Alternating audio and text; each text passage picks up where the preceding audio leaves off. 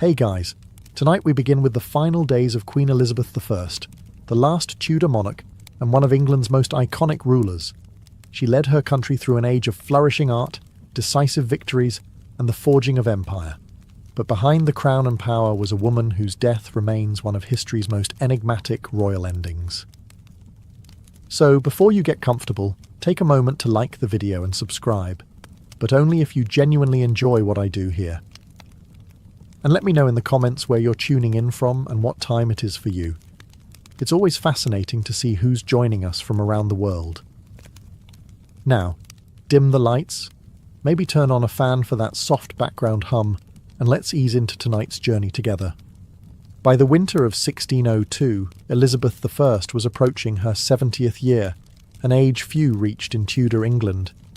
Her skin, once powdered into porcelain perfection, had begun to betray the fragility beneath. Her brilliant auburn wigs, once symbols of youthful power, now sat atop a body weathered by nearly half a century of rule. For 44 years she had reigned alone. She had outlived rivals, buried suitors, and silenced every threat that rose against her. But now the iron will that had defined the Queen was beginning to crack. Though her mind was still sharp, those around her noticed something was shifting. Her appetite had waned. Her presence at court had grown sporadic. The fire that once radiated from her throne at Whitehall seemed dimmed, and with the turning of the year, rumours began to whisper through the tapestried halls of Richmond Palace. Rumours that their sovereign was fading. There had been loss. Painful, personal loss. The execution of Robert Devereux, the Earl of Essex, in 1601, had struck a deep blow. Though he had betrayed her, leading a failed rebellion and attempting to seize power, Elizabeth I had loved him in her own way. Some said it was motherly affection. Others whispered of something deeper. Regardless, watching him walk to the scaffold tore at her. She never truly recovered from that grief. In her final winter, she would spend long hours standing, refusing to sleep, refusing to eat. Servants noted that she rarely sat, and even less did she speak. When she did, her voice was thin, trailing like smoke.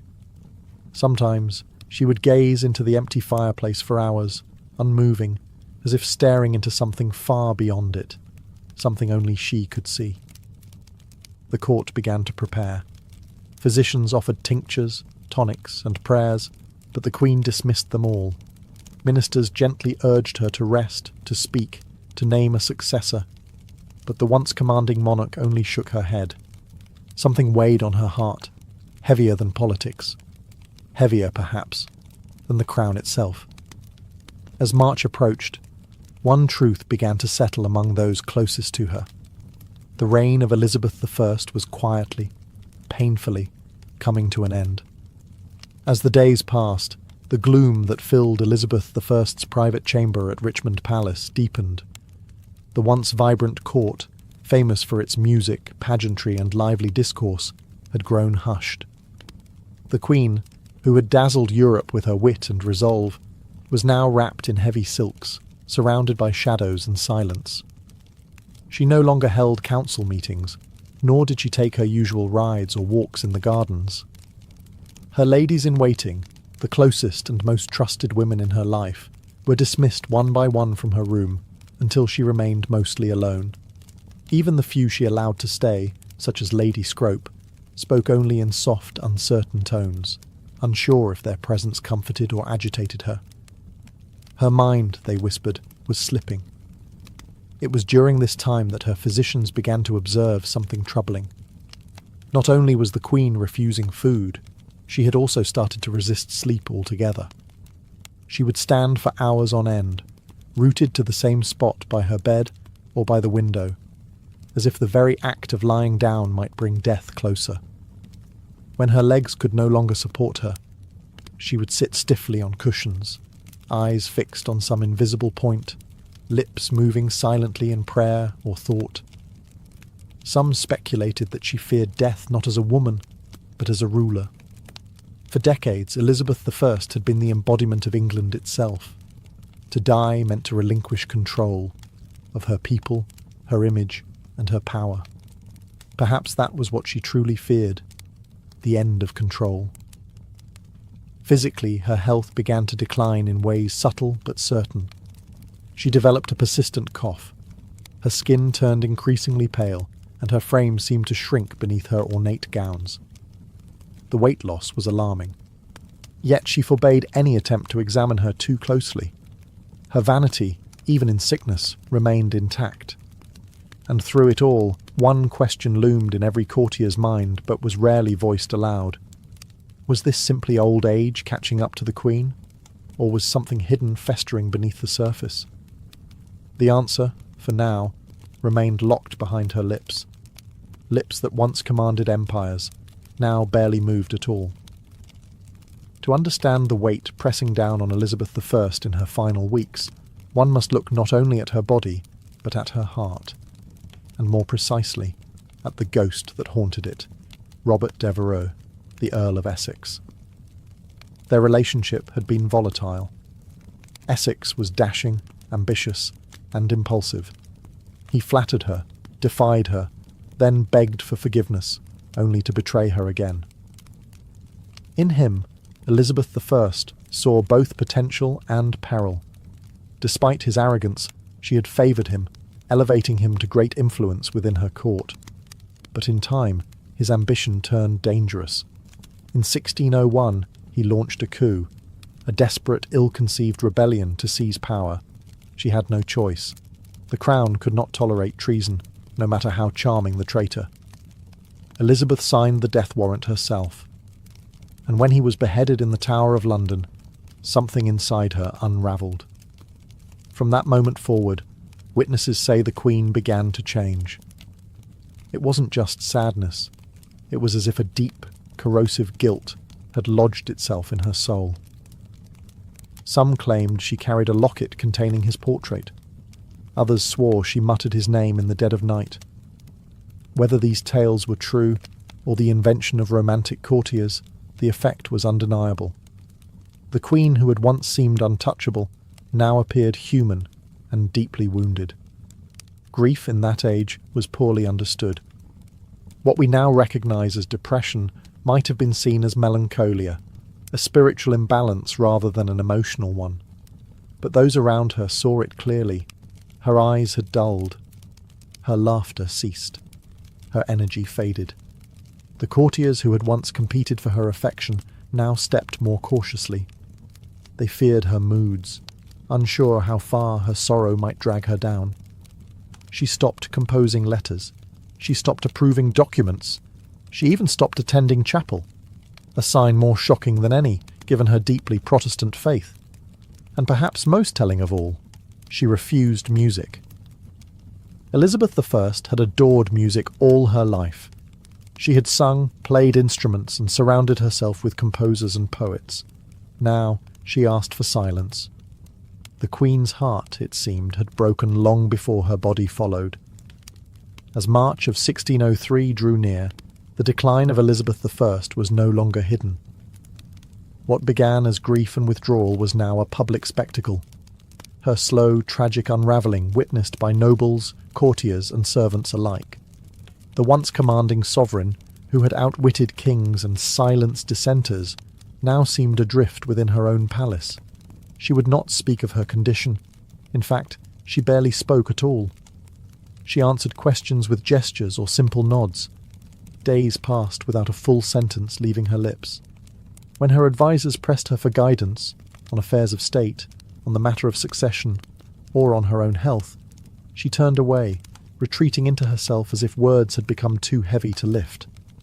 Physicians, summoned in increasing urgency, debated her symptoms. Some believed she suffered from a settling of humours, the vague Tudor diagnosis for mental or physical imbalance. Others suggested a cold distemper of the brain. But no one could agree on a cure, because no one could truly understand the cause. At this time, her physical posture became symbolic of her mental state. She refused to lie down. For hours, even days, she remained upright, sometimes leaning against cushions, sometimes gripping the arms of her chair, but never fully reclining. It was as though she believed that surrendering to sleep would mean surrendering to death. Servants would later report how the Queen stood silently in the corner of her room, cloaked in heavy black, unmoving for hours at a time.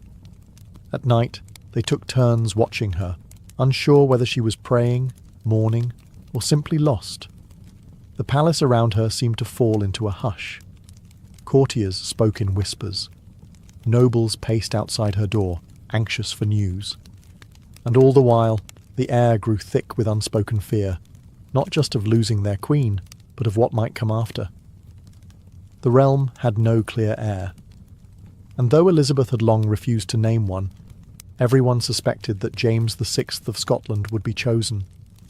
But without her voice, without her seal, would her will be honoured?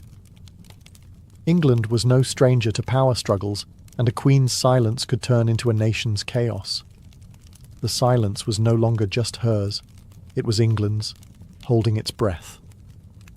Among the many whispered theories about Elizabeth I's death, one stands out, not because of its drama, but because of its slow, invisible nature. It wasn't a sword or poison goblet that may have killed her, but rather something far more insidious, her makeup. For decades, the Queen had adorned her face with a signature white mask of beauty, a thick layer of cosmetic powder known as Venetian ceruse. It was a fashion born from the aristocracy, designed to signal nobility, purity, and wealth. The mixture, however, contained two key ingredients: vinegar and white lead. Yes, lead. A metal we now know to be toxic, even in small quantities. Applied daily, layer upon layer, this lead-based makeup was absorbed through the skin. Over time, it could damage the nervous system, weaken the muscles, cloud the mind, and ultimately shorten the lifespan. The symptoms of lead poisoning read like a shadowed list of Elizabeth's final months: fatigue, depression, tremors, loss of appetite, cognitive decline, and skin deterioration. Her contemporaries noted that her teeth had blackened and fallen out. Her hair, once bright and flame red, had thinned and disappeared. Her skin, beneath the paint, was marked by sores and blemishes, signs that were hidden from the public behind pearl-studded wigs and powdered masks. And yet, the Queen remained committed to the illusion. She insisted on presenting the image of eternal youth, even as her body rebelled. That makeup was not just vanity, it was armour, and like any armour it came with weight, in this case, a poisonous one. Some modern historians believe that long-term lead exposure may have contributed significantly to her physical and mental decline. The irritability, the confusion, the refusal to sleep or eat. Even the depression that followed the death of Robert Devereux might have been magnified by chemical imbalance. But in her day, no one understood these dangers. Venetian ceruse was celebrated. It was even imported and used across Europe. The very thing that made Elizabeth I iconic may have also been one of the slowest, most cruel contributors to her downfall. In the end, the white mask that defined her public image may have also quietly hastened the fading of the woman beneath it. By the second week of March, 1603, the condition of Elizabeth I had become undeniable. Her courtiers now moved with urgency, though careful not to show panic. The Queen had stopped eating entirely. Her body, already thin, seemed to retreat into itself, her bones visible beneath the ornate fabrics that once projected power and grace. She was wasting away, and yet no one could give her illness a name. Tudor medicine had no clear diagnostic tools. There were no thermometers, no microscopes, no concept of infection as we know it. Illness was a matter of humours: blood, phlegm, yellow bile, and black bile. If those were imbalanced, disease followed. Treatments involved bleeding, herbal poultices, or purging the system. And yet, none of these worked, because no one truly understood what was happening inside the Queen. Modern scholars have suggested that she may have succumbed to pneumonia. The cold air in Richmond Palace, mixed with long hours of standing and fasting, may have led to a lung infection. A persistent cough, chills, and a slow slide into delirium align with such a theory. And without antibiotics, even a mild case of pneumonia was potentially fatal. Others speculate blood poisoning, possibly due to abscessed teeth or infected sores under her cosmetics. Dental hygiene was poor, and Elizabeth had already lost several teeth. Infections in the mouth, if left untreated, could enter the bloodstream, a deadly condition known today as septicemia. But none of these possibilities could be confirmed in her time. And so, her physicians guessed. They used herbal tonics, tried warm compresses, and prayed. But Elizabeth would have none of it. She rejected all medicine. She would not allow incisions, nor bleedings. She even refused to undress completely, guarding her modesty to the very end. And through it all, she said almost nothing. The silence around her became part of the illness. Her servants tiptoed. Her ladies wept in private. Her ministers watched, helpless, as the one figure who had dominated their lives for decades began to vanish, not in a blaze, but like a candle slowly dying in its holder. No one could help her. No one even knew what to call it. And so they simply waited for the end, or a miracle. Though her body was failing, it wasn't illness alone that burdened Elizabeth I. It was the immense, inescapable weight of rule. For over 4 decades, she had stood as the embodiment of England. Her crown was not just a symbol of power, it was a living thing, fed by every decision she made, every speech she delivered, and every threat she outwitted. But now, in the stillness of her chamber, that crown sat heavy and unclaimed. And the question of what came next loomed over the dying queen like a storm. Elizabeth had no children, no direct heir. The Tudor line, so fiercely defended and glorified, was ending with her. And though she had maintained a lifetime of political control, she had long resisted naming a successor. Why? Perhaps because naming one meant acknowledging her own mortality, something she had stubbornly refused to do. The most obvious candidate was James VI of Scotland, son of Mary, Queen of Scots, whom Elizabeth had executed decades prior. He was male, Protestant, and had a legitimate claim through his great-grandmother, Margaret Tudor. But his rise to the English throne would not be simple. Factions existed. Old grudges remained. Catholic claimants still lurked in the shadows. As the Queen's strength faded, pressure mounted on her to make a formal declaration. Ministers, especially Robert Cecil, the Secretary of State, pressed gently, but firmly. England could not be left rudderless. Civil war was not a memory so distant as to be forgotten. And in a world where monarchs ruled by divine right, the death of a queen without clear succession was a recipe for chaos. But Elizabeth remained silent. Some say she gestured when asked if James should be king, perhaps a subtle nod, perhaps nothing at all.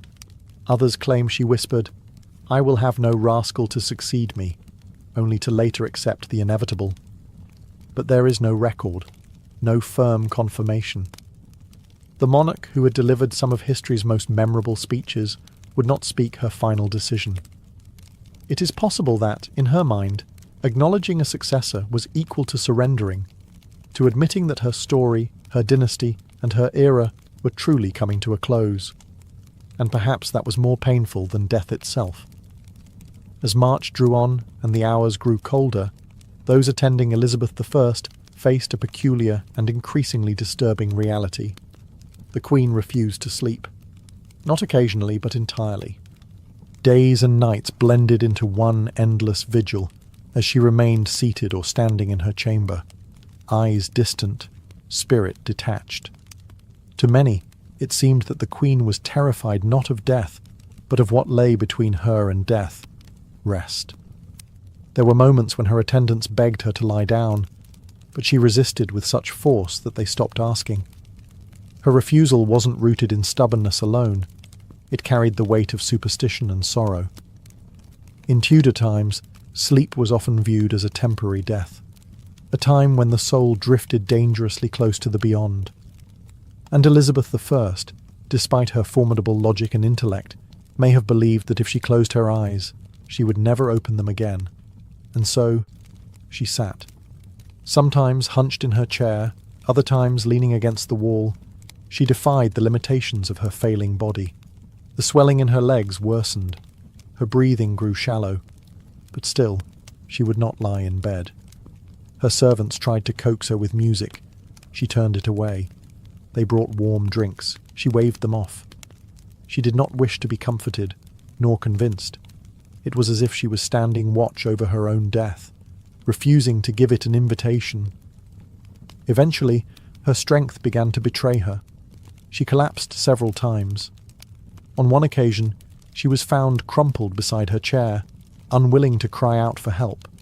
After that, her ladies-in-waiting took turns staying close, hovering like ghosts of the court she had once commanded. Even they no longer spoke to her unless spoken to first. The atmosphere in the room was one of reverence, sorrow, and dread.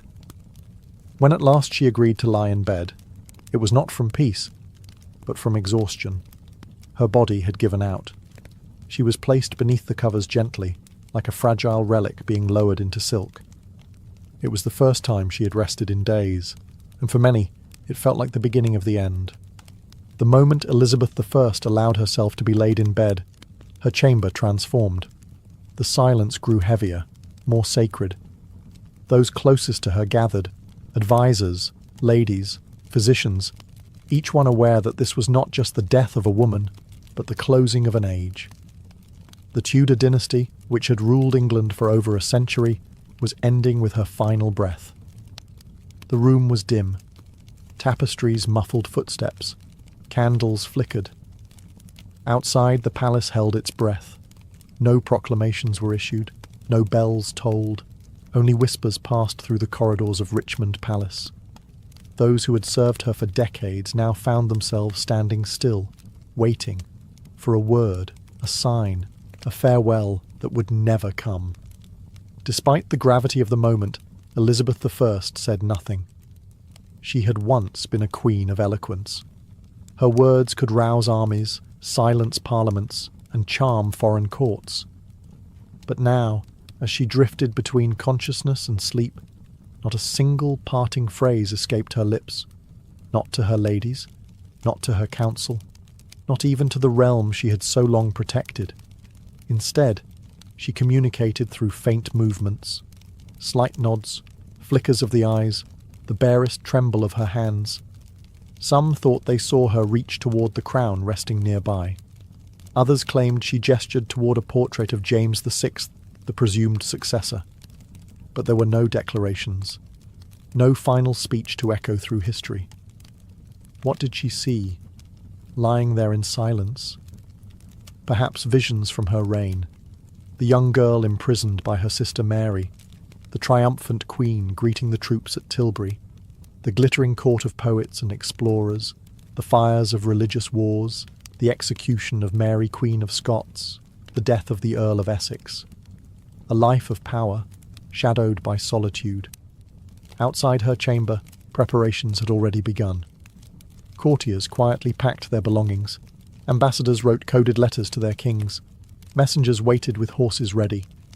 They all knew what came next. And yet, until the last moment, England remained a kingdom without a sovereign. For until her last breath, Elizabeth I was still queen. No one could take her place. Not yet. Not until she was gone. As the final hours of Elizabeth I's life unfolded, those who remained in her chamber stood like statues, silent, sorrowful, and uncertain. The queen no longer responded to touch or sound. Her breathing had grown shallow, irregular. Her skin, pale from age and illness, now took on an ashen hue. The fire in her had gone from a steady flame to a flickering ember. Lady Scrope, one of her most faithful attendants, refused to leave her side. She held the queen's hand and dabbed her brow with linen soaked in rosewater. Others stood in the background, whispering prayers, some aloud, others in their hearts. There was no ritual for this. There had never been a monarch like her before. Outside, Richmond Palace was wrapped in a quiet anxiety. No proclamation had yet been made, and still, No one dared call her death until the final breath passed. Messengers stood ready at the gates, prepared to ride to Scotland the moment it was confirmed, to deliver the news to James VI, the man who would be king. Inside, time seemed to warp. The minutes dragged like hours, and no one dared speak of what would come next. Even Robert Cecil, the chief architect of the peaceful transition to the House of Stuart, stood still, his papers folded in his hand. His greatest political manoeuvre, uniting England and Scotland under one crown, was moments away, yet entirely dependent on a woman in her final moments. Then, just before dawn on March the 24th, 1603, it happened. No cry, no gasp, just silence. The room remained motionless for a full minute, as if all feared the breath might return. Then quietly, Lady Scrope covered the Queen's face with a linen cloth. It was over. Elizabeth I was dead. Her passing was not marked with fanfare, nor even with a priest's final rites. She had refused them all. The Virgin Queen, as she was so often called, had died alone, surrounded not by family or heirs, but by the weight of history. A monarch born of scandal, who ruled through storms and fire, now passed into legend with the same dignity she held in life, quiet, unbending, and ultimately unknowable. The death of Elizabeth I sent a chill across the kingdom, not because it was unexpected, but because of what it left behind. A throne without a voice, a court without direction, and a realm uncertain of its next heartbeat. She had been the only monarch many in England had ever known. Her presence was woven into the fabric of everyday life, her image stamped onto coin and conscience alike. Now that image was still. Immediately after her death, her body was left undisturbed. According to tradition, her ladies kept vigil beside her, whispering psalms through trembling lips. A single candle burned at her bedside. The cloth over her face did not conceal her identity. It preserved it, as though the nation needed one final moment to believe she was truly gone. But while grief settled inside the walls of Richmond, elsewhere, wheels were already turning. Robert Cecil, perhaps the only man who truly understood the scale of this moment, stepped into motion. His secret correspondences with James VI of Scotland had prepared for this day. The couriers were sent, riding with breathless urgency through muddy spring roads, carrying news that would transform two kingdoms. Meanwhile, back in London, the people waited. No bells rang. No mourning was declared. The court kept the death quiet for several hours, fearing unrest or opportunistic power plays. But word eventually seeped out, first through servants, then to merchants and clergy. The Queen was gone, and with her, so too went the Tudors. There was no child, no sibling, no cousin raised at her side to step into her place. Elizabeth had left behind no personal heir, only the political hope that her choice, unspoken but widely assumed, would be honoured. The Privy Council met in hushed tones. The moment was fragile. A kingdom needed direction, and fast. The fear of factionalism, of Catholic uprisings, of foreign meddling, all these haunted their thoughts. The bloodshed of past successions loomed like a shadow, yet the Queen's long silence had not stopped her government from preparing. Within hours of her death, the Council declared that James VI of Scotland would become James I of England. A new dynasty began, but even as the nation turned toward the future, it did so in mourning. For the woman who had shaped an age and left behind a silence no crown could fill. After the council announced the succession of James VI, now James I of England, the focus shifted to the care of the Queen's body. Elizabeth I, who had guarded her image with almost obsessive control throughout her reign, could no longer maintain the illusion. The mask she had worn, both literal and symbolic, was beginning to fall away. In life, she had been meticulous about appearances. She rarely allowed herself to be seen without her full regalia, the white lead makeup, the elaborate gowns, the fiery wigs. Even in her final days, She kept her chamber darkened and denied most visitors. Vanity, yes, but also power. To appear weak was to risk everything in a court filled with ambition and knives. Now, in death, her body told a different story. As her ladies gently prepared her for burial, they began to see what had long been hidden beneath layers of silk and powder. Her skin bore the signs of age and illness, bruising, lesions, and the pale, unnatural hue from years of toxic cosmetics. Her hands, once adorned with rings and sceptres, were thin and bony. Her hair, what little remained, had turned wispy and white. There was no denying it. Elizabeth I had been dying long before she allowed anyone to see it. And yet, in death, there was something profound about her humanity.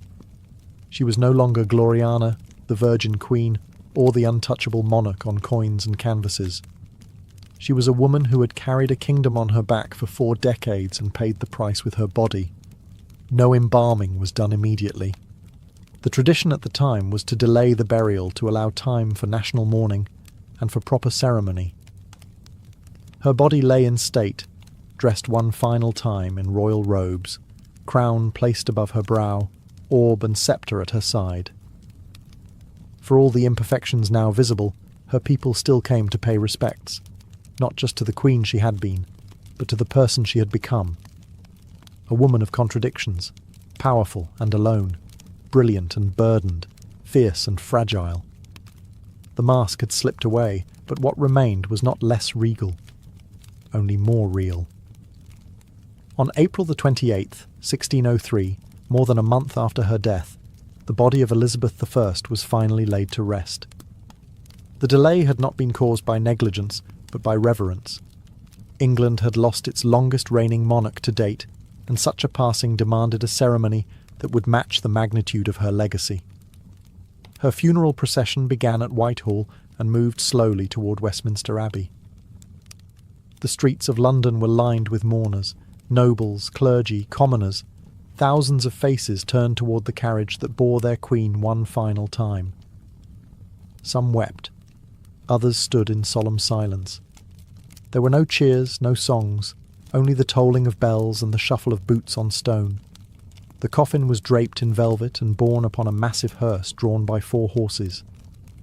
Above it sat an effigy of Elizabeth I, dressed in state robes with crown, orb and sceptre, eyes open, face serene, as if still watching over her people. The image was so lifelike that many believed it to be her real body, propped upright in death. Behind the hearse marched an honour guard, followed by the nobles of her court, members of Parliament, and ambassadors from foreign nations. Each step echoed the weight of transition. A queen was being buried, but an entire era was being mourned. At Westminster Abbey, she was interred in the vault beside her half-sister, Mary I, a symbolic reunion between 2 queens once bitterly divided by religion and rivalry. On the tomb, the inscription reads, "Partners in throne and grave, here rest we 2 sisters, Elizabeth and Mary, in the hope of one resurrection." The irony was not lost on historians. In life, the sisters had been enemies. In death, they lay side by side. The funeral marked more than the end of a monarch. It marked the end of the Tudor dynasty. With Elizabeth gone, so too ended the lineage that had brought England out of the Wars of the Roses and into an age of exploration, cultural flourishing, and national pride. And as the Abbey's great doors closed behind her, an entire kingdom stood changed. The Elizabethan age was over. What came next would be shaped by a different hand and a different crown. More than 4 centuries have passed since Elizabeth I took her final breath, and yet the mystery surrounding her death remains. Unlike monarchs who died in battle or by clear illness, Elizabeth's decline was veiled in silence, secrecy, and contradictions. As a result, scholars, physicians, and curious minds have continued to speculate. What exactly killed the Virgin Queen? The most common theory is simple: old age. At nearly 70 years old, Elizabeth had far outlived most of her contemporaries. After 4 decades of rule and countless personal losses, her body may have simply succumbed to time. Her refusal to eat, drink, or rest certainly contributed to her decline, and without modern medicine, even a minor ailment could turn fatal. Another compelling theory is pneumonia. The Queen reportedly caught a chill shortly before her final decline. Cold, damp conditions in Richmond Palace, combined with her weakened state, may have allowed an infection to take root. With no antibiotics and only rudimentary treatments, pneumonia would have been devastating. Yet other theories point to lead poisoning. Her famous white makeup, Venetian ceruse, was known to contain white lead, a toxic substance absorbed through the skin. Over decades, it could have damaged her organs, caused psychological changes, and slowly poisoned her from within. Symptoms such as fatigue, irritability, and cognitive decline all match modern understandings of chronic lead exposure. Then there is the possibility of blood poisoning, perhaps from an infected tooth or sore. Dental health was notoriously poor, and Elizabeth had suffered tooth loss and decay. A small infection could easily have entered her bloodstream, resulting in septicemia, a silent killer in an era without understanding of bacteria or sterilization. Finally, some historians explore the emotional and psychological toll, grief and depression. The loss of Robert Devereux and other beloved confidants seemed to break something within her. Her refusal to lie down, her long silences, her deep melancholy, all could be signs of profound psychological suffering, which, untreated, may have hastened her end. In truth, it may have been all of these factors: age, illness, poison, grief, woven together in a tapestry of decline. A queen who carried an empire may have finally been crushed beneath its weight. And yet, in her silence, she left no confession, only a legend.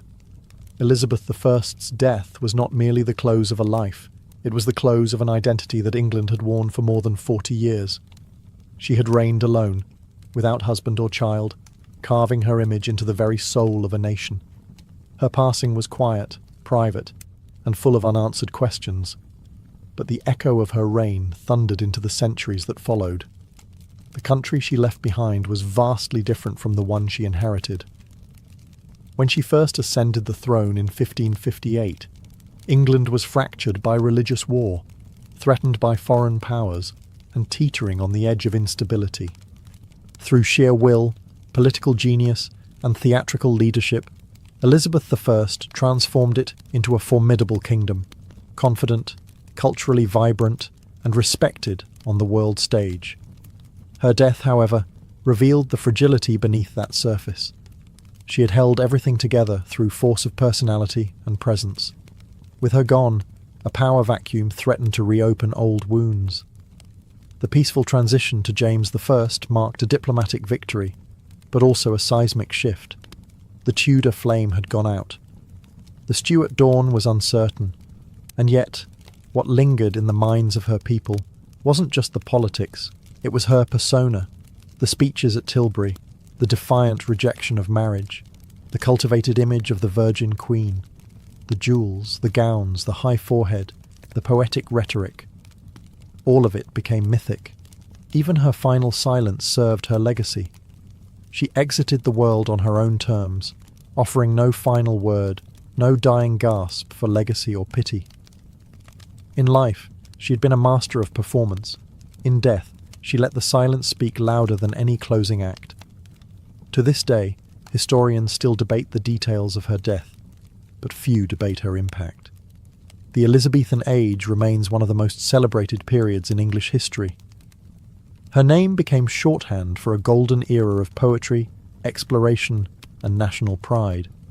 And though her body rests quietly beneath the stones of Westminster Abbey, her story continues to live in pages, on stages, and in the very spirit of the monarchy she once ruled. She died alone. But she did not die forgotten. Long before chocolate bars lined grocery store shelves and hot cocoa warmed winter hands, cacao was something entirely different. It wasn't sweet.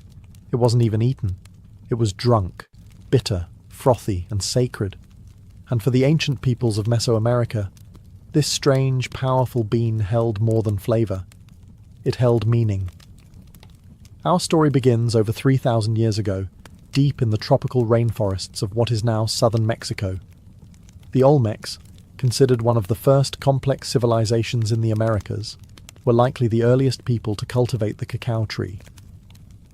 Though much of their history is shrouded in mystery, archaeologists believe the Olmecs used cacao in rituals, and possibly as a ceremonial drink consumed by elite leaders or shamans. It was no ordinary refreshment. It was a vessel for spiritual power. But it was with the Maya civilization that cacao truly became a divine gift.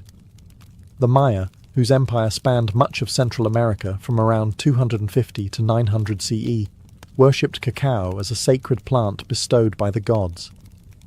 According to their mythology, cacao was a gift from the gods of creation, part of the very foundation of human life. The Popol Vuh, a sacred Maya text, describes the gods forming humans from maize and cacao, binding them to the natural world. Cacao was reserved for important moments. Priests offered it during religious ceremonies. Nobles drank it during elaborate feasts. It was believed to invigorate the spirit and open a gateway to the divine. Served cold and mixed with chili, spices, or cornmeal, the cacao drink was rich, intense, and energizing. Often it was poured from vessel to create a frothy foam, a sign of prestige and quality. But cacao's value went even deeper than ritual. Maya markets used cacao beans as currency. A few beans could buy a tamale. 100 could buy a turkey. People stored them like money, traded them, and even made counterfeit versions from clay. To the Maya, chocolate wasn't a treat. It was life, power, wealth, and worship all in one. It was the drink of the gods, flowing through the veins of kings and priests. And its bitter, intoxicating taste marked the beginning of one of the most remarkable culinary journeys in human history. Among the Maya, cacao was more than a beverage. It was a living symbol of divine order, woven into the very fabric of daily life and cosmic belief. This small, bitter bean from the jungle was thought to be a sacred substance, capable of connecting mortals to the gods, the earth, and the afterlife. In every major Maya city, from Tikal to Copan, cacao was present at the most important moments of life. When rulers were crowned, cacao was poured. When marriages were sealed, it was drunk by both bride and groom. And when the dead were laid to rest, vessels of cacao accompanied them into the tomb, offerings meant to nourish their souls in the next world. Cacao was commonly consumed during religious ceremonies, often by the priestly and elite classes. These drinks were not sweet, nor were they taken casually. They were blended with chili peppers, maize, vanilla, and sometimes even blood, a powerful combination intended to invigorate the spirit and induce visions. It was believed that drinking cacao could bring one closer to the divine, opening the mind to prophecy or sacred insight. The Maya also believed cacao trees were sacred. Their curved branches and brightly coloured pods symbolized life, fertility, and abundance. In art, cacao often appeared alongside gods and ancestral spirits. On painted ceramics and carved stelae, you can see scenes of kings offering cacao to deities, or gods themselves emerging from the pods as if born of divine fruit. But cacao's role extended beyond religion. It was a staple of the social and economic world. Hosting a guest, you served cacao, negotiating peace, you drank cacao together. For the Maya, to share cacao was to recognize shared humanity, an unspoken contract of trust, respect, and elevated purpose. Even in the homes of the wealthy, cacao drinking was ceremonial. Special vessels were used, beautifully painted cups, often marked with glyphs identifying the owner and the specific purpose of the drink. These weren't just dishes, they were heirlooms, crafted with care and reverence. The reverence for cacao shaped the Maya identity. It was not just consumed, it was celebrated, revered, and trusted as a bridge between realms. In a world ruled by ritual and cosmic cycles, cacao was the drink that kept the universe in balance. Centuries after the Maya, another mighty civilization would rise and elevate cacao even further: the Aztecs. By the time Hernán Cortés and the Spanish conquistadors arrived in the early 1500s, cacao was not just a spiritual symbol or luxury item. In the Aztec Empire, it was an institution, used as money, medicine, and a royal indulgence. The Aztecs didn't grow cacao in the cool, dry climate of their capital, Tenochtitlan. Instead, they acquired it through trade or tribute. Conquered provinces in warmer southern regions were required to send cacao beans as payment to the imperial centre. Tons of beans flowed into the empire's coffers, stored in granaries like modern banks. Each bean had value. A small rabbit could cost 10 beans. A turkey hen might cost 100. Servants were paid in cacao. Debts were settled with it. To counterfeit a cacao bean, to hollow one out and fill it with dirt, was a serious crime. In Aztec society, cacao was as valuable as gold. But its worth went beyond economics. Cacao, known as xocolatl, was revered as a warrior's drink. It was consumed by nobles, priests, and military leaders, never by commoners. Prepared with water, chili, and sometimes maize, it was believed to energize the body and sharpen the mind before battle.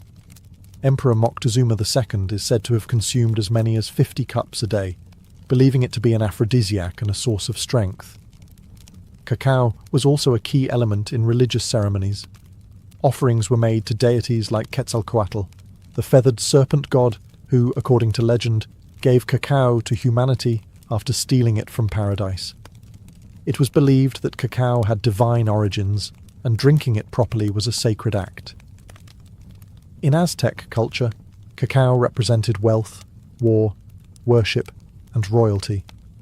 It was a seed of power, earned, stolen, traded, and honoured. But all of this would soon collide with European conquest. When Spanish eyes first saw the cacao bean, they didn't recognise its value. But that would change. The bitter drink of warriors and kings was about to cross the ocean, where it would be forever transformed, sweetened, commodified, and woven into a global obsession. When Hernán Cortés and his band of conquistadors first arrived in the Aztec capital of Tenochtitlan in 1519, they encountered a world both foreign and magnificent. Towering temples, floating gardens, and bustling markets stunned the Europeans. But among all the wonders, one thing caught their attention again and again: the peculiar use of a dark, bitter drink made from crushed beans. The Spanish watched as Moctezuma II was served cup after cup of xocolatl in golden vessels.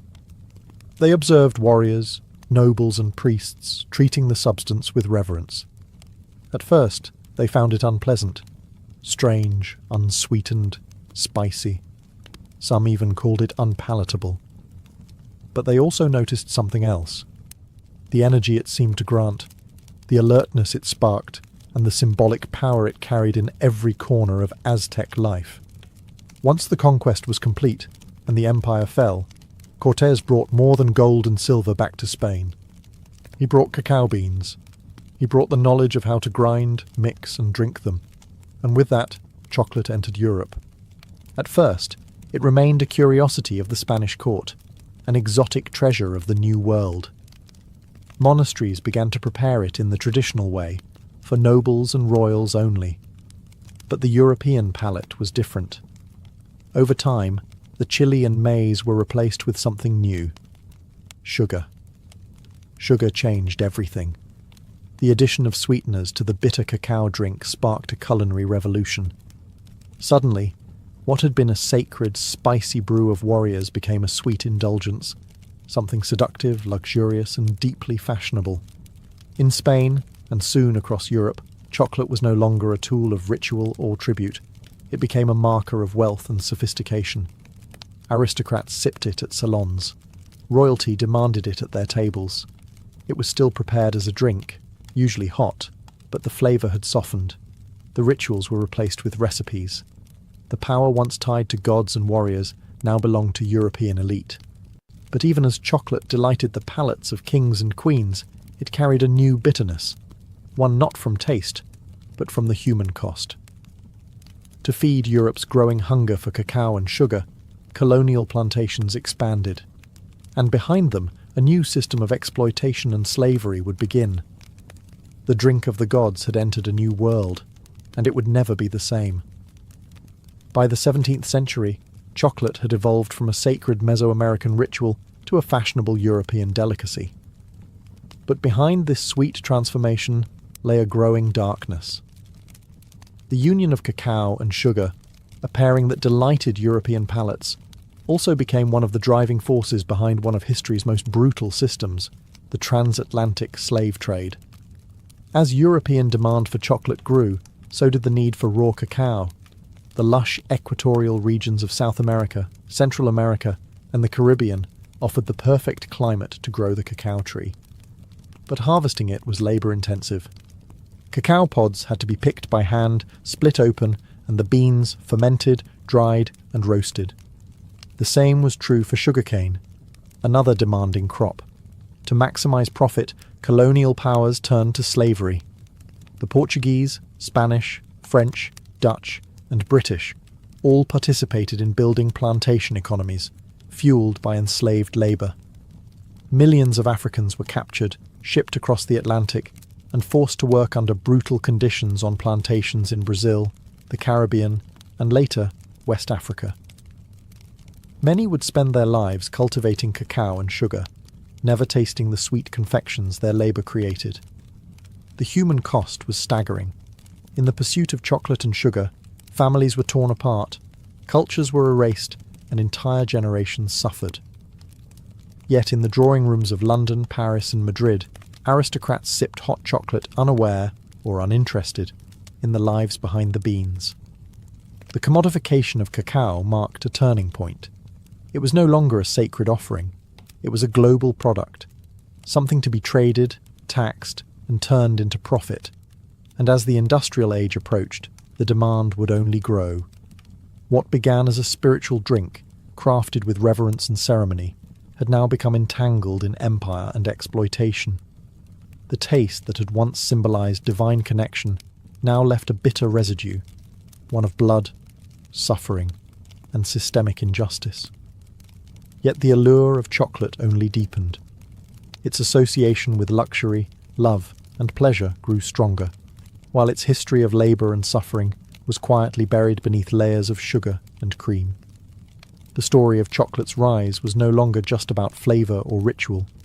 It was about power, profit, and the people sacrificed along the way. For centuries, chocolate remained a liquid luxury, served in royal courts and elegant salons. But as Europe entered the Industrial Revolution, chocolate was about to undergo another transformation, one that would forever change its form, its audience, and its place in the world. The early 1800s saw a wave of invention. Mechanization and mass production were reshaping everything from textiles to food. And in 1828, a Dutch chemist named Coenraad Johannes van Houten developed a revolutionary process. Using a hydraulic press, he extracted much of the natural fat, the cacao butter, from roasted cacao beans. What remained was a dry cake, which could be ground into a fine powder. This powder dissolved more easily in water and could be blended with sugar more smoothly, making chocolate cheaper, lighter, and easier to produce. This invention gave birth to what we now call Dutch cocoa, and it paved the way for solid chocolate. In 1847, the British company Fry & Sons took things a step further. By combining cacao powder, cacao butter, and sugar, they created the world's first modern chocolate bar, a smooth, mouldable, and portable version of what had always been a drink. For the first time, chocolate could be held in the hand, not just sipped from a cup. Then came the Swiss.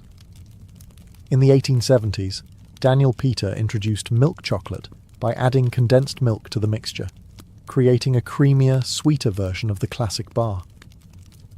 His friend and rival, Rodolphe Lindt, invented the conching machine, which slowly churned chocolate for hours, refining its texture and giving it the silky smoothness we now associate with high-quality chocolate. These innovations turned chocolate from a luxury into a mass-market product. With lower prices and improved texture, chocolate was no longer reserved for royalty. It entered shops, factories, and lunchboxes across Europe, and soon after, the United States. Companies like Cadbury, Nestlé, and Hershey industrialized chocolate on a scale never seen before. Packaging became colourful and playful. Advertising emphasized joy, indulgence, and childhood wonder. But in making chocolate sweet, accessible, and solid, something of its origin was forgotten. The divine drink of gods had become a snack. Delicious, yes, but stripped of its ancient power and ritual. Still, a new chapter had begun, one where chocolate would become beloved worldwide. By the dawn of the 20th century, chocolate had taken root across the globe, not just as a delicacy, but as an industry. What began as a sacred brew among ancient civilizations had become a worldwide phenomenon, driven by factories, marketing, and the unstoppable forces of global capitalism. In the United States, chocolate took a uniquely American turn with Milton Hershey. In the late 1800s, Hershey applied mass production methods to chocolate, much like Henry Ford would later do with automobiles. His factory in Pennsylvania produced affordable milk chocolate for the average American, not just the elite. By 1900, the Hershey bar was born, and with it, a new American love affair with chocolate. But chocolate was no longer just a product. It was becoming a symbol. Soldiers carried it into war. Children traded it on playgrounds. It appeared in cookbooks, holiday rituals, and romantic gestures. Valentine's Day, Halloween, Easter, each adopted chocolate as its unofficial mascot. Its sweetness now spoke to love, comfort, and nostalgia. Meanwhile, international companies expanded cacao cultivation to meet demand. West Africa, particularly Ghana and Côte d'Ivoire, became global hubs for cacao farming, surpassing Latin America. The same regions that had once endured colonial rule and slavery were now supplying over 70% of the world's cacao, often under exploitative conditions. Even in modern times, labour abuses, including child labour and poverty-level wages, persist in many cacao-growing regions. Yet despite its tangled roots, chocolate's popularity only grew. In Japan, it became a refined art. Small, exquisite bonbons, gifted with ritual precision. In Switzerland, it was a matter of national pride, with brands like Toblerone and Lindt defining premium quality. In Mexico, chocolate returned to its ancient roots, used in traditional dishes like mole, where bitter and savoury flavours coexist. Global chocolate culture was, and still is, a paradox. Universal, yet personal. A product born of indigenous ceremony, transformed by empire, refined by industry, and then embraced in 1,000 unique ways across continents. From the Andes to Antwerp, from Ghana to Geneva, chocolate had become part of the human story. And even though few stopped to wonder where it came from, every bite carries the flavour of history, sweet, bitter, and everywhere in between. In the whirlwind of industrial growth and global expansion, chocolate's ancient origins were largely forgotten. What once carried divine meaning and ceremonial weight had become, for many, just another snack, delicious, convenient, and sold by the millions. But in recent decades, a new movement has begun to stir. A rediscovery of chocolate's roots and a return to the bean. The craft chocolate movement began in earnest in the early 2000s, inspired by trends in coffee, wine, and slow food. Artisans and chocolatiers across the world started asking, where does our chocolate come from? Who grows it? What does it taste like before it's buried beneath sugar and additives? The answers led them back to the cacao bean. Unlike industrial chocolate, which is often blended from beans sourced in bulk, craft chocolate focuses on single-origin cacao, preserving the unique flavours of specific regions, soils, and fermentation styles. Beans from Madagascar might taste fruity and citrusy, while those from Ecuador could carry floral or nutty notes. Chocolate, it turned out, had terroir, just like wine. This reawakening wasn't just about flavour, it was also about ethics. With greater awareness came concern over how cacao is produced. Documentaries and investigations revealed ongoing labour abuses, including child labour and unfair wages on cacao farms. In response, many craft chocolate makers began working directly with farmers, paying premium prices for high-quality, ethically grown beans. Labels like Fair Trade, Direct Trade, and Rainforest Alliance emerged, each striving to create a more just and sustainable supply chain. Meanwhile, chefs and food historians began reviving ancient Mesoamerican uses of cacao. In parts of Mexico and Guatemala, traditional drinks made with cacao, chili, and maize regained popularity. Indigenous communities shared recipes passed down for generations, reminding the world that chocolate was not invented in a factory, but in a forest. Museums, books, and culinary tours followed. People began to see chocolate not just as candy, but as culture, rich in heritage, struggle, and story.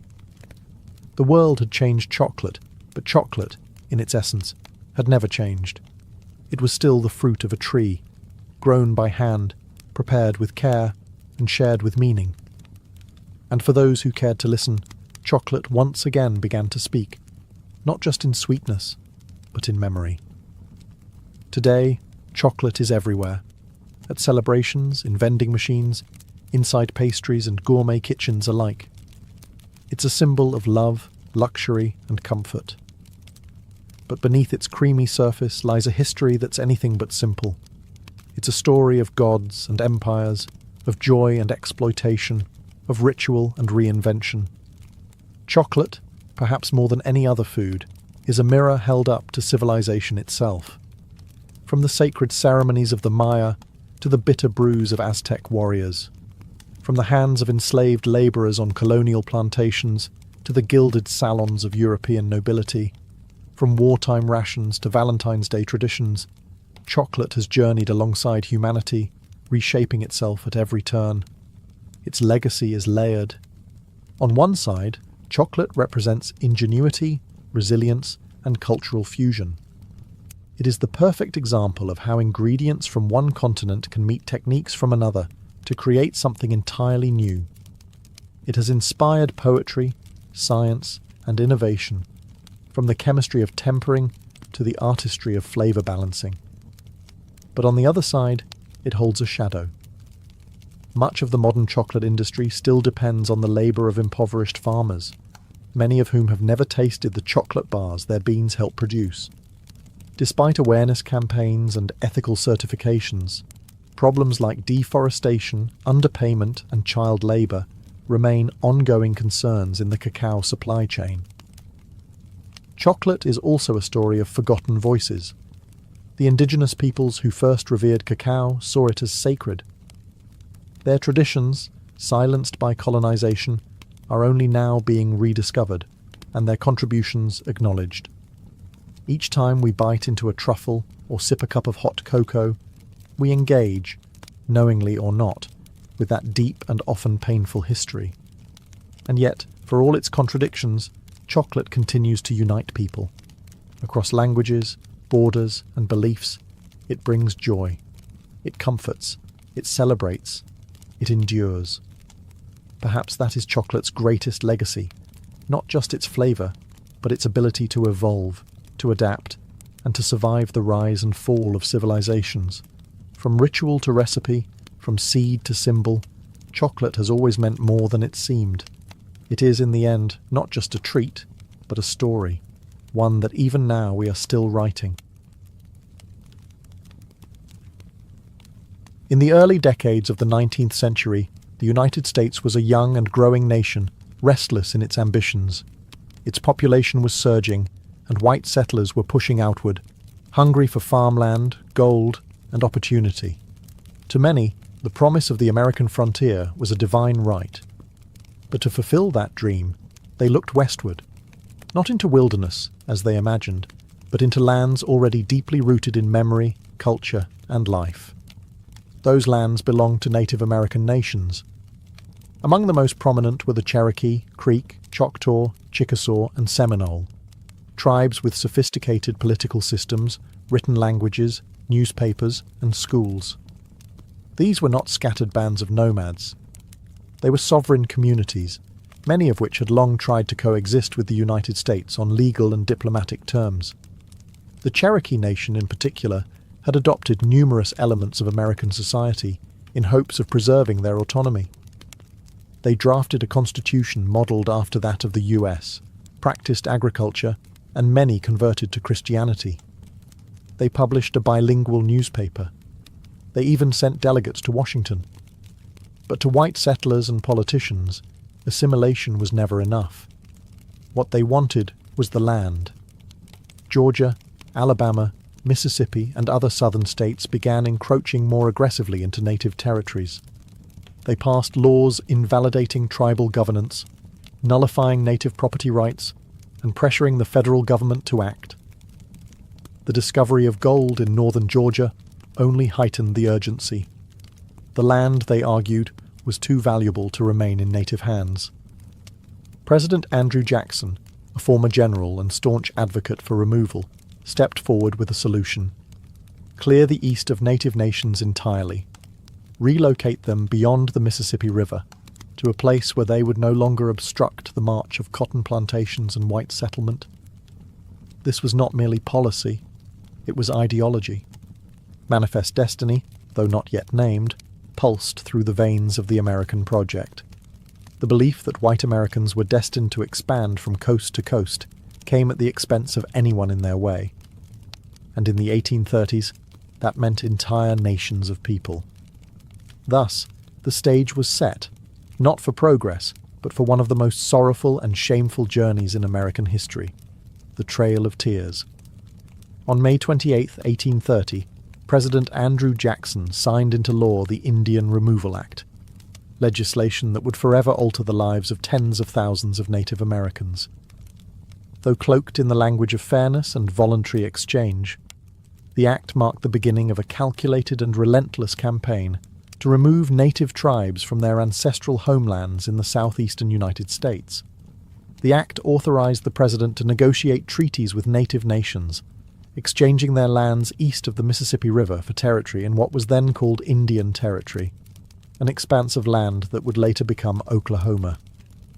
Supporters of the law argued that it would protect native peoples from extinction by placing them far from white encroachment. But in truth, it was a land grab, dressed in the rhetoric of protection. Andrew Jackson, a military hero celebrated for his brutal campaigns against the Creek and Seminole, saw removal as a logical continuation of American expansion. He claimed native peoples could not live in harmony with white settlers. Removal, he argued, was not only beneficial, it was inevitable. They have neither the intelligence, the industry, the moral habits, nor the desire of improvement, he once said of native nations.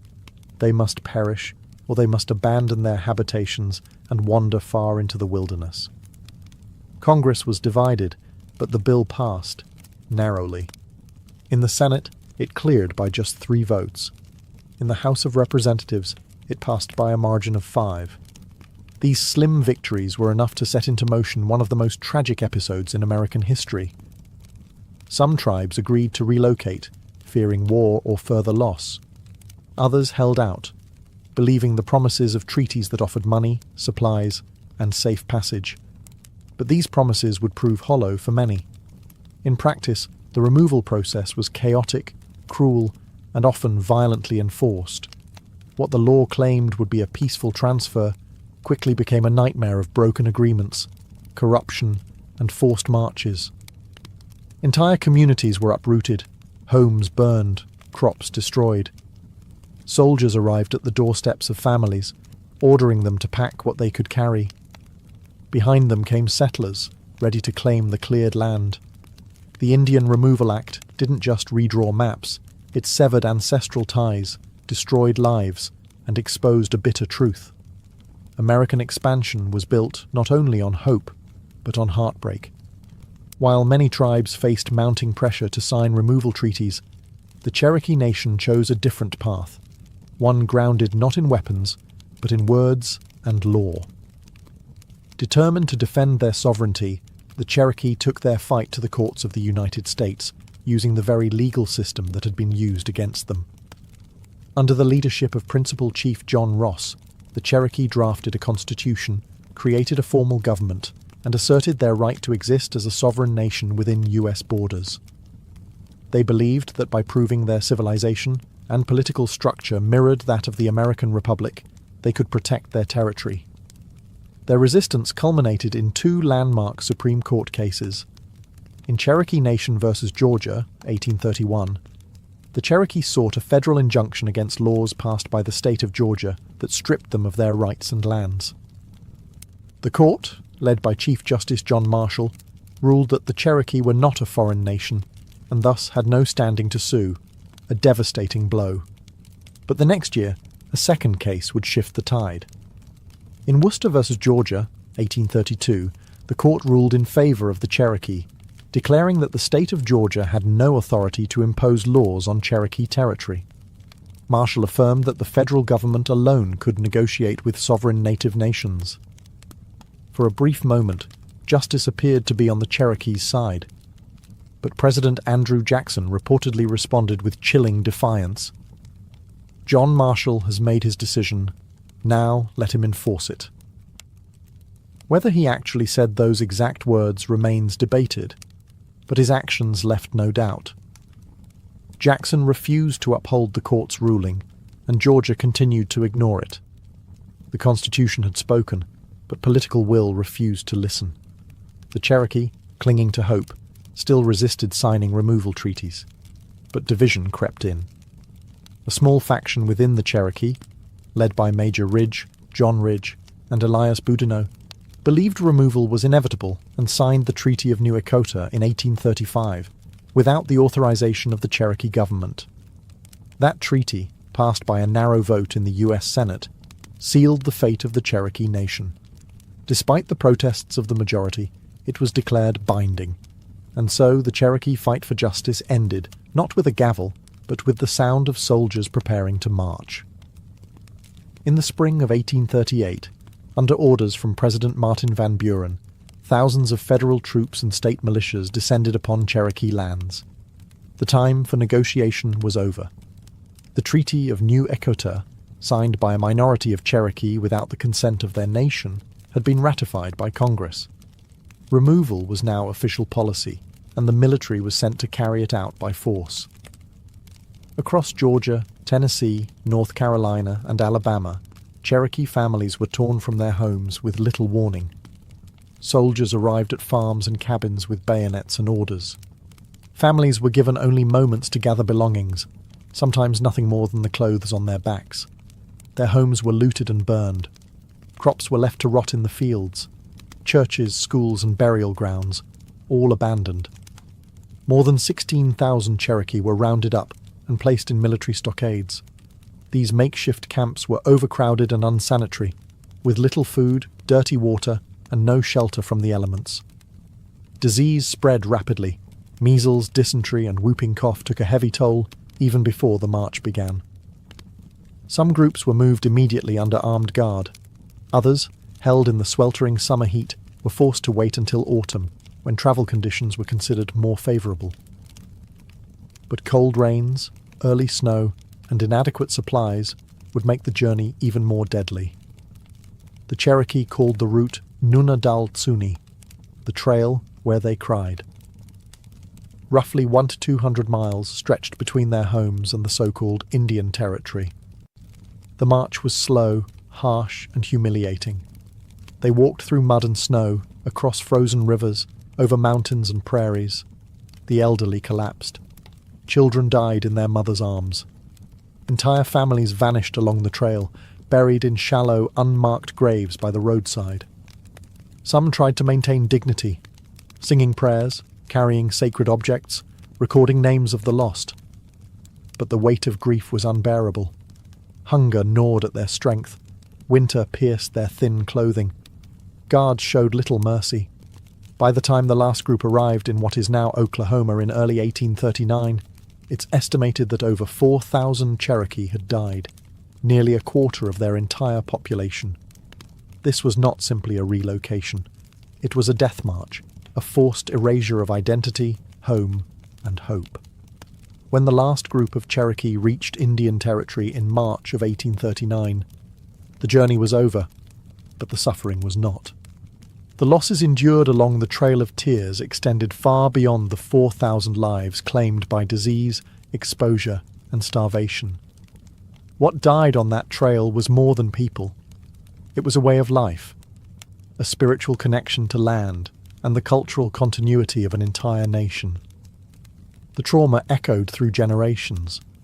Survivors arrived weakened, broken, and grieving. They had lost elders who carried traditional knowledge, children who had represented future hope, leaders who had defended their people with all the strength they had. There were no ceremonies for the dead, no time for mourning. The land they had been forced to settle was unfamiliar and often hostile. The promises made by the US government of protection, supplies, and fertile land were inconsistently honoured or ignored altogether. The physical wounds were matched by the emotional ones. The Cherokee had been a proud nation with schools, printing presses, and a constitution. They had trusted the legal system, believing that law would protect them. But their trust had been betrayed, their justice denied, their rights erased. Among the survivors, divisions deepened. The treaty party, those who had signed the Treaty of New Echota, were viewed by many as traitors. In June of 1839, just months after the relocation, Major Ridge, John Ridge, and Elias Boudinot were assassinated by fellow Cherokee in a wave of retribution. The unity of the nation, already battered by removal, now fractured further under the weight of internal conflict. And yet, even amidst devastation, the Cherokee endured. They rebuilt schools. They re-established their government. They began printing newspapers again. They held on to their language, their stories, their faith. The resilience that had once carried them through legal courts and diplomatic struggles now became the foundation of survival. Still, the scars of removal ran deep, and they remain today. The Trail of Tears is not just a chapter in a history book. It's a living memory carried in families, in oral traditions, and in the soul of a people who were forced to leave everything behind. And in that memory, there is sorrow, but also strength. While the Cherokee Trail of Tears is the most widely remembered, it was not the only forced removal. The Indian Removal Act of 1830 targeted multiple native nations, each with their own languages, traditions, and lands, and each endured their own version of exile, suffering, and loss. The Choctaw were the first to be removed. Beginning in 1831, thousands of Choctaw were forced from their homelands in Mississippi and Alabama.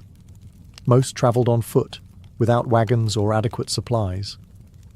As they marched through freezing rains and swollen rivers, hundreds died.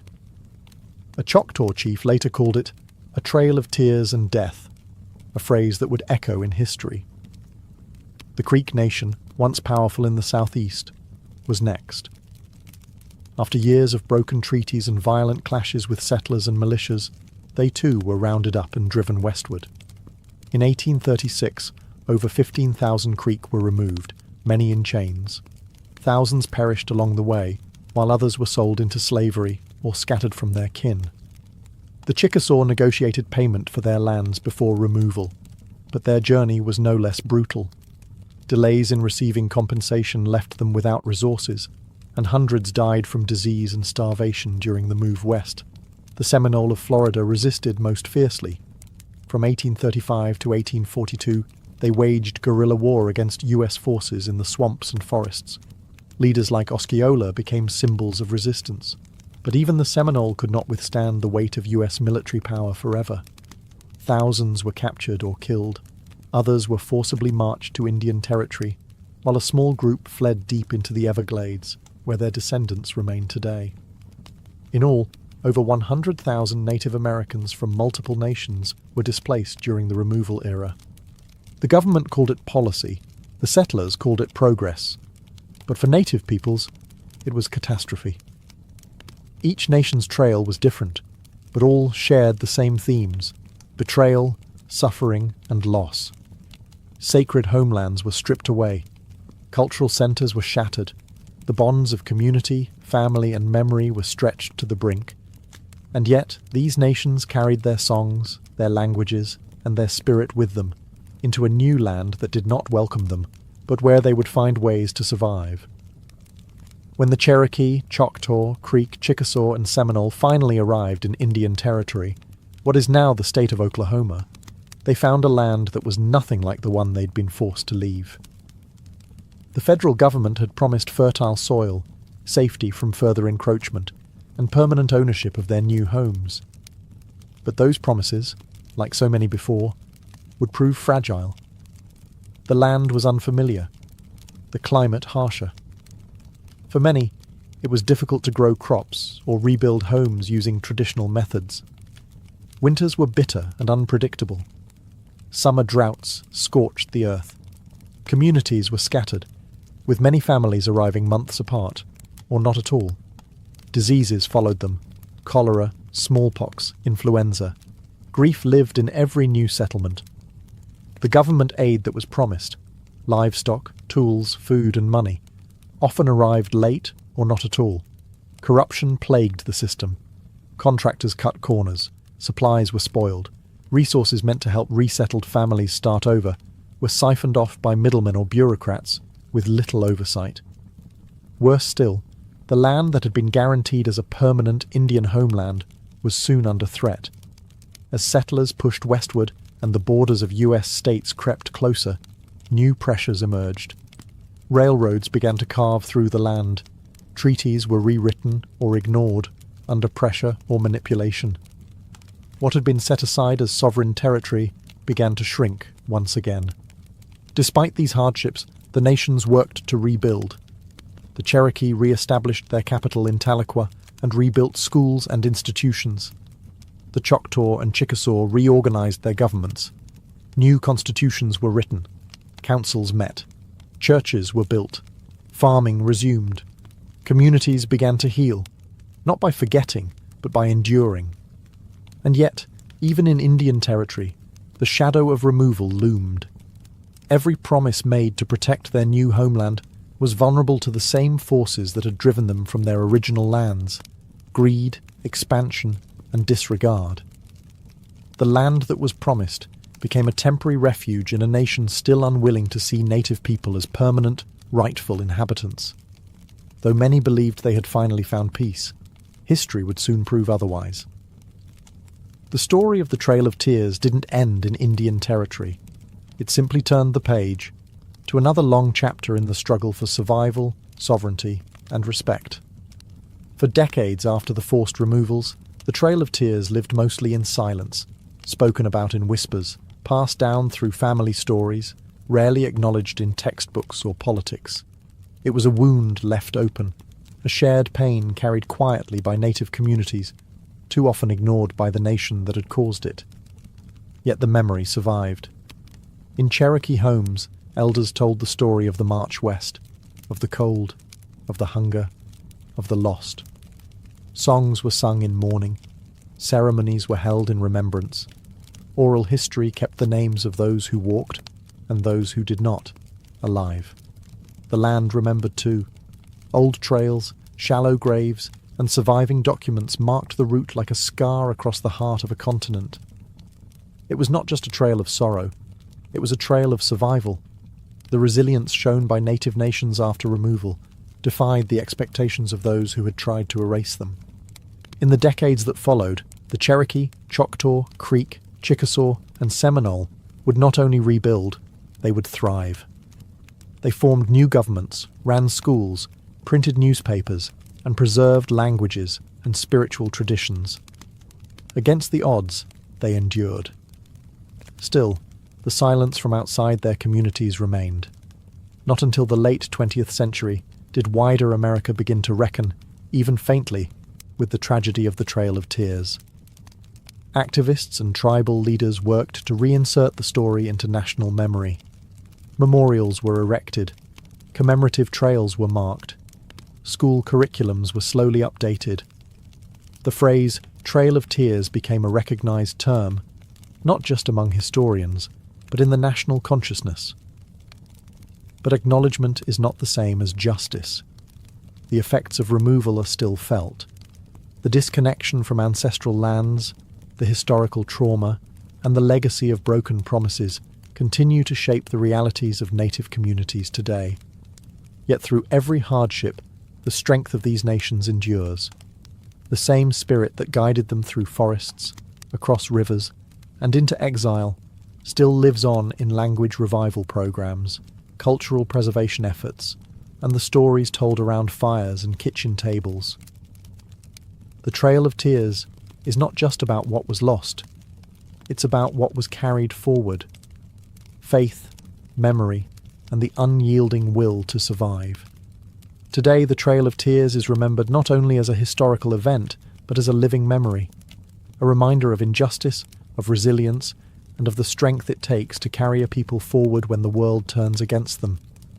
The route that once echoed with footsteps of grief now serves as a sacred path of remembrance. Across the United States, monuments, trails, and museums mark the journey. The Trail of Tears. National Historic Trail, designated by Congress in 1987, stretches over 5,000 miles across 9 states, tracing the paths taken by those who were forced to march westward. It winds through forests, fields, and quiet towns, inviting visitors to walk, if only for a moment, in the footsteps of those who endured it. But true remembrance goes beyond monuments.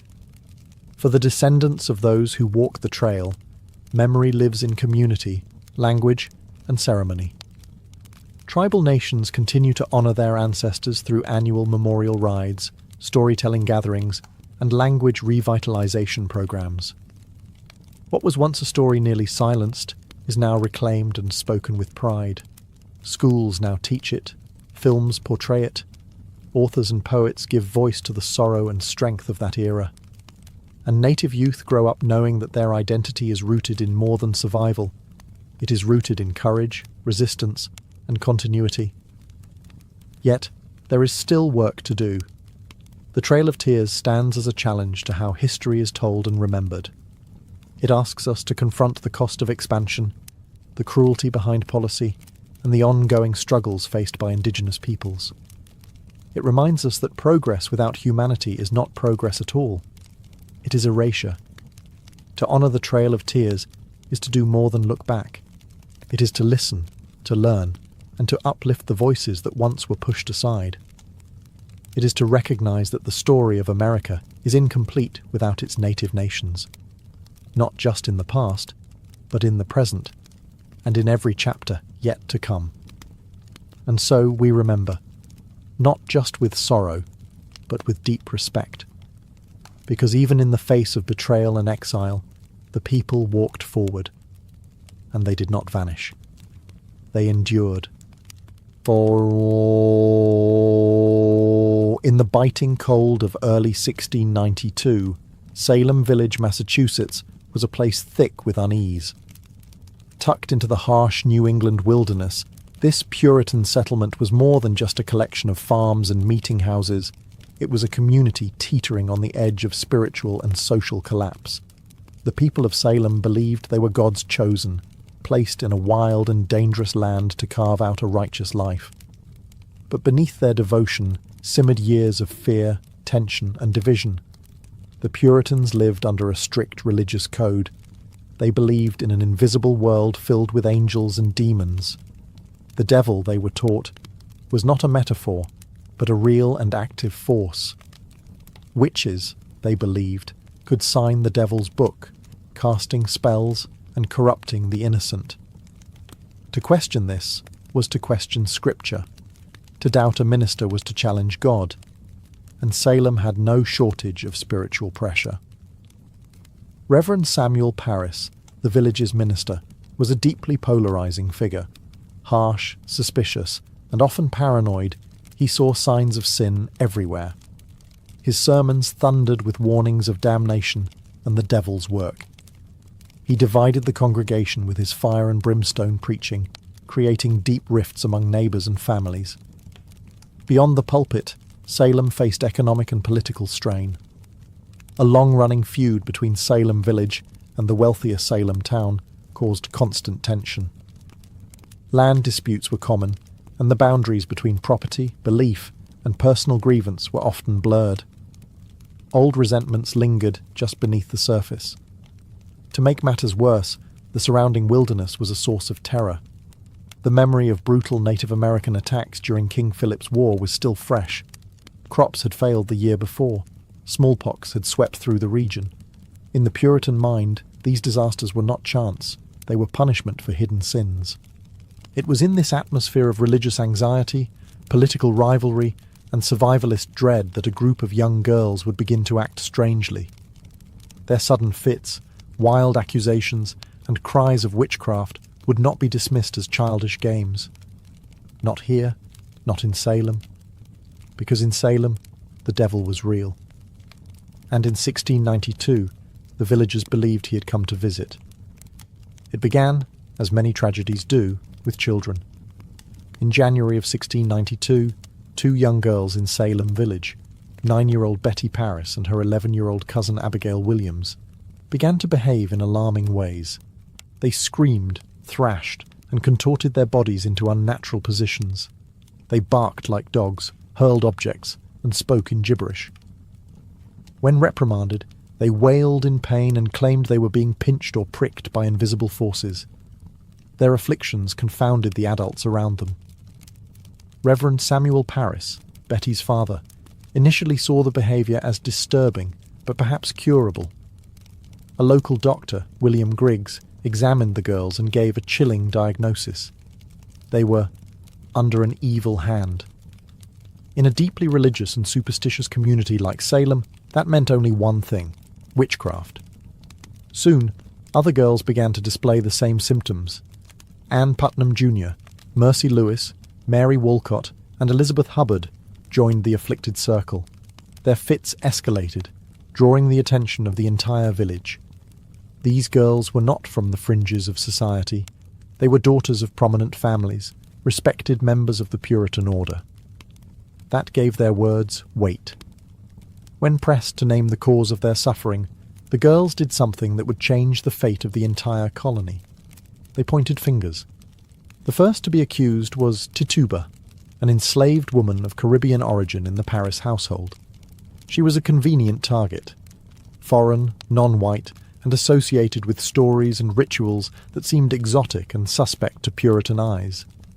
Alongside her, the girls named two other local women: Sarah Good, a poor and often homeless beggar, and Sarah Osborne, who had scandalized the community by refusing to attend church and marrying her servant. 3 women, each vulnerable in different ways, were suddenly the focus of an entire town's suspicion. They were arrested and jailed. For the villagers, this was a spiritual emergency. If witches walked among them, they had to be identified and purged. What had begun as an unexplained illness in a single household now spiraled into full-blown panic. And as the accusations spread, no one, not neighbours, not friends, not even family, would be safe from suspicion. Salem had opened the door to fear, and it would not be easily closed. In the early months of 1692, as more villagers fell into hysterics and more names were whispered in fear, Salem's courts began relying on a kind of evidence never before used in any English-speaking legal system: spectral evidence. It would become the most controversial and damning tool of the trials, and the most dangerous. Spectral evidence was based on the belief that a witch could send her spirit, or spectre, to torment victims from afar. The afflicted girls would scream in court, claiming to see the accused person's ghost pinching, choking, or stabbing them, while the accused stood silently in front of them, often in disbelief. To the Puritan mind, this wasn't imagination or performance. It was considered valid proof of a pact with the devil. When the accused denied their guilt, they were accused of lying. And when they stayed silent, that too was seen as an admission of guilt. Those who confessed, however, were often spared execution, especially if they named other witches. This perverse incentive caused a wave of coerced confessions. Tituba, the enslaved woman accused first, confessed under pressure. She claimed that a tall man from Boston, clearly meant to suggest the devil, had visited her and promised her freedom if she served him. She described strange creatures, flying spirits, and even said she had seen a witch's book filled with signatures, implying that others in the village had also made deals with Satan. Her testimony was graphic, theatrical, and terrifying. Whether Tituba's confession was strategic, survival-driven, or partly imagined remains debated. But it had a powerful effect. It validated the girl's accusations and stoked public fear. If witches were real, and if they moved unseen, then anyone could be guilty. Soon, more confessions followed. Some extracted under duress, others offered in hope of mercy. Those who refused to confess were often treated more harshly than those who admitted guilt. The line between truth and fantasy vanished in the candle-lit courtrooms. Hysteria drowned reason. Ministers urged caution, but too often their voices were ignored. Jails filled with the accused, farmers, midwives, churchgoers, even children. The foundations of justice in Salem were crumbling. A town once governed by scripture and order now answered to visions, screams, and shadows. And still, the accusations grew. By the spring of 1692, the accusations had overwhelmed Salem's jails. What began as a local disturbance had spread into a full-blown judicial crisis, with more than 100 people imprisoned and the colony struggling to process the chaos. In response, Massachusetts Governor William Phips established a special court, the Court of Oyer and Terminer, meaning to hear and determine, specifically to handle the witchcraft cases. The court convened in Salem town, and its judges included respected men like William Stoughton, Samuel Sewall, and John Hathorne. But even their experience and stature couldn't shield the proceedings from hysteria. The rules of evidence bent to fear. Spectral evidence was accepted. Hearsay was common,